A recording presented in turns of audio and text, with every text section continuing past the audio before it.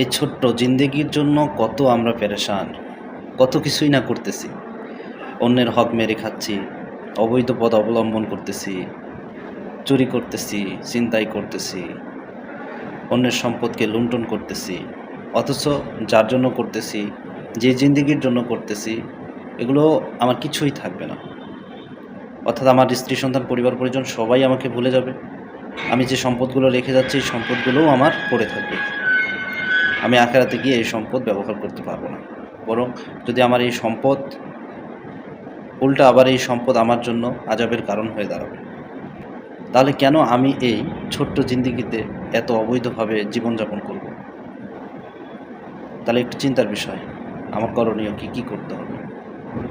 আপনি সঠিকভাবে রিজিকের তালাশ করেন, সৎভাবে জীবনযাপন করেন, আল্লাহর কাছে সাহায্য চান। আল্লাহ আপনাকে সুন্দর এক জিন্দেগি দান করুন।